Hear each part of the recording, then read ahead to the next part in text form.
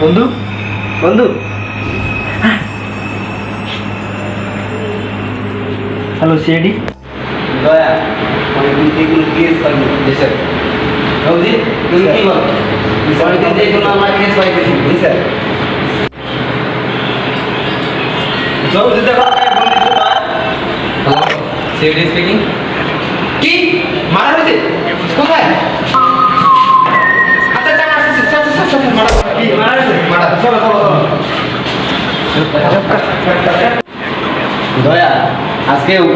আমরা কোনোদিন কেস হয়নি আজকে আবার একটা কেস পাইলাম দেখি কেসের মধ্যে কি আছে স্যার স্যার আপনারা আছেন জি আজকে আপনি কি আমাকে ফোন দিয়েছেন আচ্ছা কোথায় লাগতো কোথায় কোথায় জি স্যার এখানে সরে যাও সরে যাও সরে যাও সরে যাও সরে যাও সবাই সরে যাও দেখতে দেন আমাদের দেখতে দেন দেখো তো কি হয়েছে কিভাবে মারাটা হইলো সেটা তো কাটটা মারা স্যার এই তুমি এদিকে আসলো এই এখানে এই লাশের ওকে হাত দিছে না স্যার আচ্ছা তুমি বেরো আমরা দেখতে অবশ্যই দেখো তো বালিশটা ধরে তো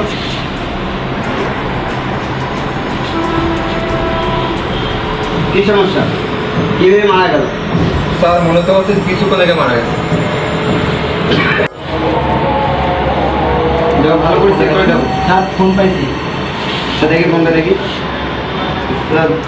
দয়া দেখো তো ফোনটা কি হয়েছে লকটা দেখো লকটা স্যার ফোন তো লক করা পাসওয়ার্ড স্যার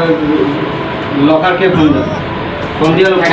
আমি হ্যাকারকে ফোন দিচ্ছি আমার একজন পরিচিত হ্যাকার আছে। আচ্ছা ফোন দাও হ্যালো শ্রেয়া জি স্যার ফোনটা চেক করো তো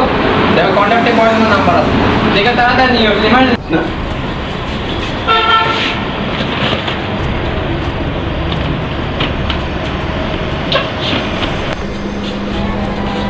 স্যার দেখেন এই নাম্বার থেকে ম্যাচটা ফোন চাই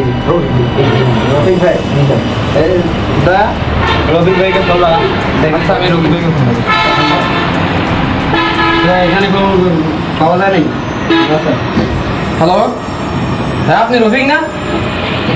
হ্যাঁ কই আছেন আপনি আচ্ছা আচ্ছা আচ্ছা আচ্ছা ওই জায়গায় থাকেন আচ্ছা আচ্ছা স্যার রফিক ভাইয়ের খোঁজ পেয়েছি কোথায় 3 নম্বর সিকিউরিটি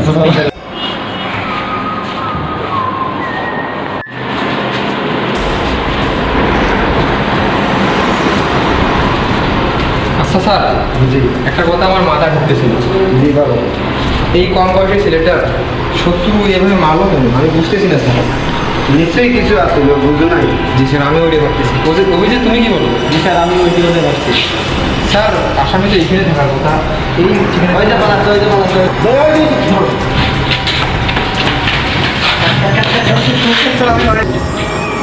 সাহেবের মোবাইল ফোনে আমি তোমার নাম্বার পেয়েছি ওর কন্ট্যাক্ট দিই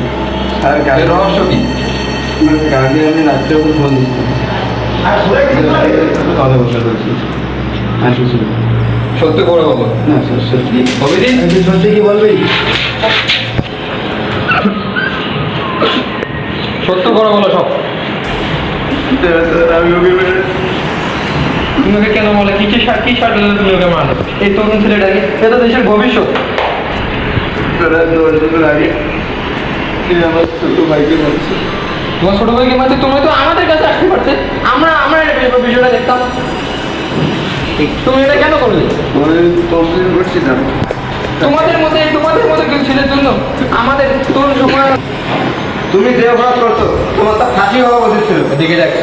ফাঁসি নিশ্চিত বাকি জীবনটা তোমাকে জেলেই থাকে দেখো তো তার কি দেখো দেখো দেখো অভিজিৎ ভালো করে দেখো তো স্যার